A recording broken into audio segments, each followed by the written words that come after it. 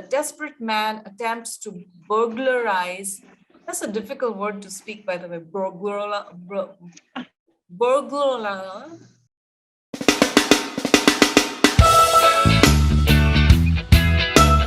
Hey guys, this is Beni.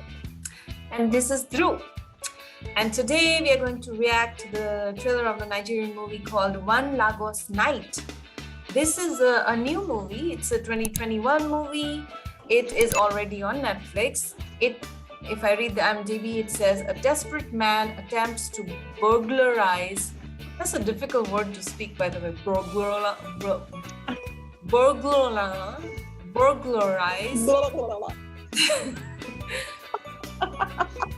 Burglarize the home of a wealthy woman, but finds himself face to face with a crew of armed robbers who have the same idea.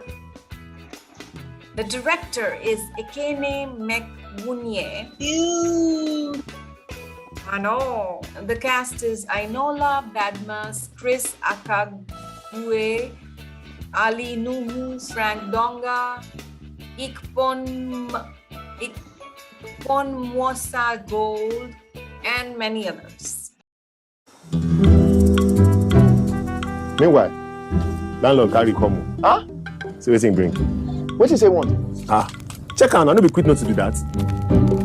Madam, I beg, wait this useless voice wey there. I don't dey knock, they know they answer me. I'm breaking up with you. Huh? Just like that.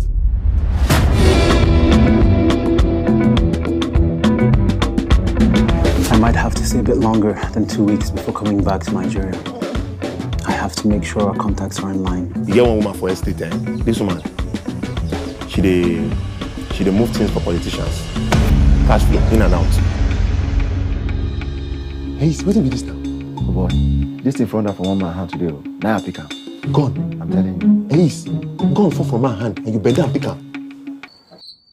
Hey! The woman dey try one Monday, so nobody go to the house.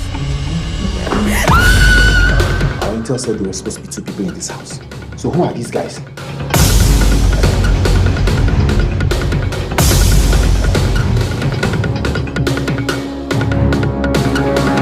We supervise the structural integrity of the estate. But by weekend, we will profit. Yes. When you talk to the control box, that place where they put motor. You mean garage? No be a boss. Guy, what's happen now? Guy, where the wrong go? You don't hide again. Why the point left and right? Yeah, I know I need to now. So go this way. Go this way. Oh yeah, find wrong go. I don't know why you stand here the monitor get no fake person. I no blame. Just know say me I know they kill anybody. I know I go fire. You don't know say the same thing when you come from now, which week 2 come from.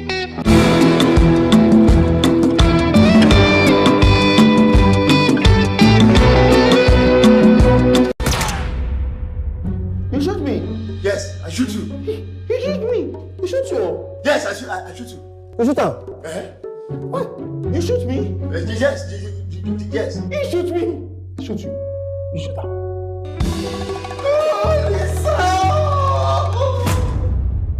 Okay, first impressions. What did you think was going on? As usual, a lot was going on. There's this guy. I mean, you can see he's in poverty, and evidently he's got lots of things coming up, it seems. So he decides to rob, and then he finds out there's other people over there, and they're like, whoa. Right. And one thing that comes to my mind is that, if there's one wealthy woman and this guy is trying to rob her and other guys are trying to rob her, that means there's lots of poor people too, right? The level of poverty and why crime is and why people are trying to rob. And that's the first thing that comes to my mind, that one wealthy woman being robbed at the same time by 2 different, one is a group, one is a single person, but evidently there's a huge imbalance of wealth. That's the first thing that comes to my mind. It made me also wonder, there was this woman in the kitchen, I think she was the cook. Was she part of the gang, which is why the gang could come in? Was there a watchman and he was part of it? I wasn't sure. Also, the guy who was robbing by himself, and those other people, were they working together? Were they against each other? Like there was a lot of confusion. And I suppose that's also the point. There's supposed to be confusion. We are supposed to be confused. And it's that, I feel like it's one of those confused comedies, which we have seen Yeah. uh, as a big theme in Nigeria. And I suppose people really, I mean, we also had that, right? Like Hangama or Dhamal. Chupke Chupke, Dhamal, Hera Fairy. We had these themes that did so well in India. And I suppose it also is related to actually how confusing life can be. Such a hustling, bustling life, and it's so busy that confusion is a part of our lives there back home. So it's interesting to see that similar theme in Nigeria, and confusion comedies to me are really awesome because it gives you a very good insight into the culture and how things work. As you said, economic strata is part of it, but also like in a Hera Fairy, you could see there are these immigrants coming to Mumbai. So one character is very Maharashtrian. There's other characters that are Punjabi. There's these like different cultures blending in together. And I wonder, I mean, we might not be able to recognize those nuances if we watched this movie, but I'm sure there are those nuances. I think Nigeria is very diverse from what I read. I think Lagos is the Mumbai of Nigeria. And I suppose there are immigrants from different places coming to Lagos to make a life. It's the city of dreams.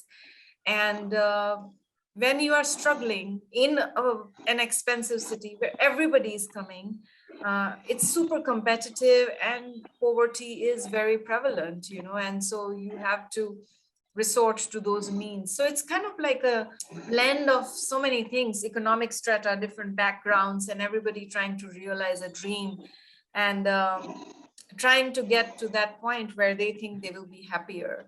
So in any case, I feel when I saw the trailer first, I wasn't sure if it was like a comedy or not, but towards the end of the trailer, it was very, very evident that it is a comedy. I feel that, for a comedy to work out and for a confusing comedy to work out, you need a very good script, you need very good direction, because confusion is always confusing. But for the audience to be able to make sense out of it, you need to be really skilled at it. So I think when these kind of comedies work out, it's really kudos to the script writers and especially to the director. Works out well only if it is like that. And of course there's that actors and everything, but without the proper script and without the proper direction, this wouldn't work out, right? Secondly, I feel that when these two band of robbers came together, I mean that single guy and then that group of robbers, I think they must have like worked out that, okay, why not just do it together, you tell on me and I tell on you, or rather let's find a bit more of a share, and again I was thinking that why would anybody resort to robbery? Evidently, as you said, maybe people come to Lagos from all over various places, from rural areas. Maybe they migrate over there in search of a better living. But sometimes it becomes a it becomes a kind of a place of no return. You can't go back because just that you have come to Lagos is a promise to your family and to the people back home that maybe you'll provide a better life for them, or that I'm going to now be a successful person. And nobody knows what struggles you actually are going through. I mean, you're in the city and people think that you're living a really great life because you're already in the city. Right now, you can't go back, and the pressures, the responsibilities, the bills, the taxes that you have to pay, all those things sometimes don't work out, and the only way forward is maybe a crime in such situations for some people. They don't find any other way out because, frankly speaking, just being honest and hardworking does not always help you survive. Even forget being economically stable or prospering. Sometimes it's not enough to survive even. Yeah, I mean, it's interesting. I would love to know what their backstories are. Like in Mumbai, we see a whole lot of people came to become actors, everybody wants to be a hero or whatever. Yes. So I don't know if they show the backstory, or is it just local people from Lagos, what their backstories are. The other thing I couldn't help but notice was that the bag full of cash was US dollars. It was not Nigerian currency. So I was like, yeah, I wonder if US dollars work there, or is it like to show how prominent that lady was? It kind of made me question, like, why was there a bag of US dollars? And that was a lot of money. So I don't know. It was, yeah, it was, that would go a long way in our countries. Yeah. Yeah, so that Very, was very interesting. wealthy lady then, definitely. Yeah, and I wonder why the lady is so wealthy. Is she by herself? Does she have a husband, or she is a businesswoman, or did she wrong anyone and got wealthy? Like, I don't really know. And of all, I think I like the cook. If she's the cook, she was so cute. And she said, "You gonna shoot me? You shoot me." And the others are like, "Yes, he'll shoot you. He'll shoot you." It's like that confusion was great, and I loved her expressions. She's like, "Okay, somebody's going to shoot me. Who is it going to be?" And those guys, they were not really prepared to actually shoot anyone. They just wanted to, it seems, just rob and get off with it. And they were like faced with the question of who's, like, she was calling their bluff, whether knowingly or unknowingly, and they were like, "Okay, we are going to shoot you, but who would do that?"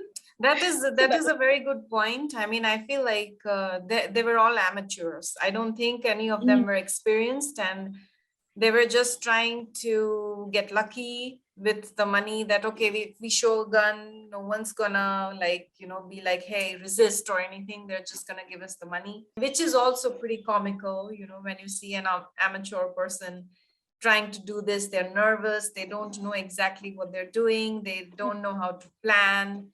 It's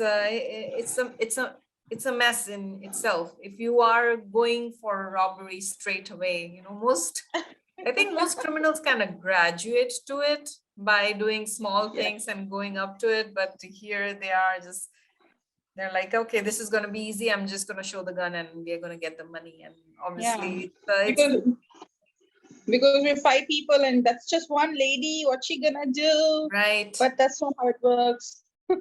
And I think the house, I think it had alarms or something. We saw them like looking at some devices. So there were some devices which they might not have expected to come across. Yeah.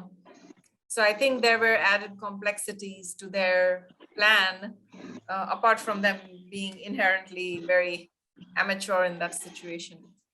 Isn't it funny how, like, the more the problems, the more interesting a movie is, but when it's your own life, the more the problems, the more stressed out you are. But if you look at it like a movie, I mean, if you look in hindsight, you always find the most problematic things to be the funniest, Right. Remember that time and you're like, oh, I was so silly, what a mistake, what a mess we made. And then you laugh about it. But when you're going through it, it's such a hard time to go through. It's like you said in one of our conversations before, that someone's misfortune is someone's humor. It's like watching someone else, because even in hindsight, when we look at it, it feels like we're looking at someone else, right? That's why it's humorous. So it's like that detachment from being in that situation and just observing it from another lens makes it really, really funny. All right, guys, so if you liked our video, please subscribe to our channel, hit that bell icon so that you're notified every time we upload a new video, and like our video if you liked it, and share it with friends and get the word out, because we would appreciate any support we get from you. Also, let us know in the comment section if there's feedback, if there's anything else we should be reviewing. I mean, we're going by newer Nigerian movies or anything that we find interesting, but feedback from you guys would be very, very valuable. And also, I think we want to start making a list of movies that we want to watch. So, but it needs to be a short list because there's only so many hours in a day for us. So, any of that feedback, if you guys can give us, we would really appreciate it. Thank you so much for watching our video. Until next time, फिर मिलेंगे।